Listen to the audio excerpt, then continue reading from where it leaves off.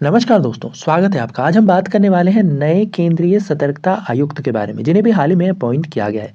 जानेंगे कौन है देश के नए केंद्रीय सतर्कता आयुक्त और साथ ही साथ आज की इस वीडियो में जानने की कोशिश करेंगे सीवीसी को भी। सीवीसी यानी कि सेंट्रल विजिलेंस कमीशन।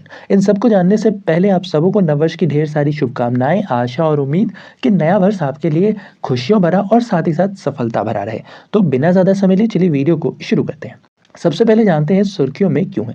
दरअसल अभी हाल ही में जो सतर्कता आयुक्त थे प्रवीण कुमार श्रीवास्तव, इन्हें अभी हाल ही में कार्यवाहक यानी कि अतिरिक्त मुख्य सतर्कता आयुक्त के तौर पर अपॉइंट किया गया है।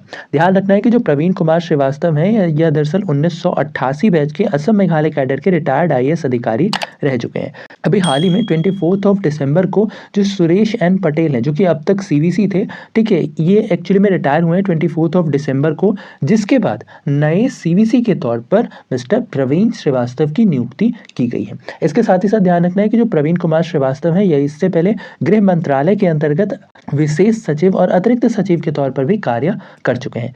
इसके साथ ही साथ ध्यान रखना है कि जो सीवीसी है यानी कि जो सेंट्रल विजिलेंस कमीशन है, इसके अंतर्गत कुल 3 सदस्य होते हैं, ठीक है। एक तो होते हैं सीवीसी यानी कि चीफ विजिलेंस कमिश्नर और 2 होते हैं विजिलेंस कमिश्नर। अब तक जो इसके अंतर्गत इसका सिनारियो था वो ये था कि जो चीफ विजिलेंस कमिश्नर थे ये थे सुरेश एन पटेल, और जो 2 विजिलेंस कमिश्नर थे इनमें एक तो थे प्रवीण कुमार श्रीवास्तव और एक थे अरविंद कुमार। अब जो करंट सिनारियो है वो ये है कि जो सुरेश एन पटेल है ये तो रिटायर हो चुके हैं। अब प्रवीण कुमार श्रीवास्तव को नई सीवीसी के तौर पर अपॉइंट किया गया है।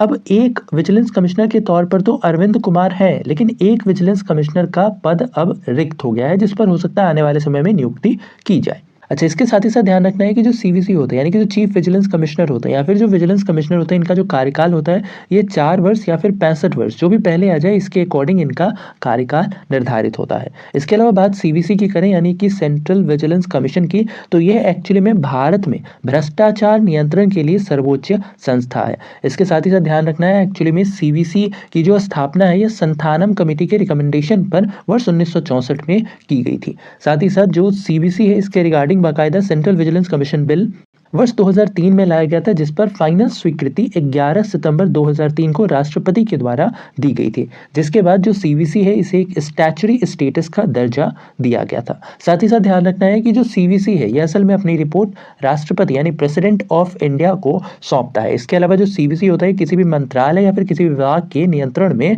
नहीं आता। साथ ही साथ ध्यान रखना है भारत के पहले सीवीसी यानी कि पहले चीफ विजिलेंस कमिश्नर थे नित्तूर श्रीनिवास राव। इसके अलावा जो सीवीसी होता है इसके अंतर्गत कुल 3 मेंबर्स होते हैं, जैसा हमने पहले ही बताया। एक होते हैं सेंट्रल विजिलेंस कमिश्नर और 2 होते हैं विजिलेंस कमिश्नर। अब इसके अंतर्गत इन तीनों की जो नियुक्ति है ये एक्चुअली में की जाती है कमेटी के द्वारा, और इस कमेटी के अंतर्गत कुल 3 सदस्य होते हैं। एक तो होते हैं प्रधानमंत्री, जो कि इस कमेटी का अध्यक्ष होता है। इसके अलावा एक गृह मंत्री सदस्य और साथ ही साथ लोकसभा में विपक्ष के नेता इसके अंतर्गत शामिल होते हैं। साथ ही साथ ध्यान रखना है कि जो सीवीसी है इनका कार्यकाल जैसा हमने पहले ही बताया 4 वर्ष या फिर 65 वर्ष, जो भी पहले आ जाए इसके अकॉर्डिंग इनका कार्यकाल होता है। तो ये था हमारा आज का ये कंप्लीट वीडियो। आशा और उम्मीद की वीडियो इन्फॉर्मेटिव लगा हो। वीडियो पसंद आया है तो वीडियो को लाइक शेयर, चैनल पर नए हैं तो चैनल को सब्सक्राइब करना बिल्कुल ना भूलें ऐसे इन्फॉर्मेटिव वीडियोस के लिए। तो बस आज के लिए इतना ही। अपना ख्याल रखें, स्वस्थ रहें, सुरक्षित रहें। आपसे फिर अगले वीडियो में मुलाकात होगी। तब तक के लिए धन्यवाद, goodbye, take care and once again wish you a very happy new year.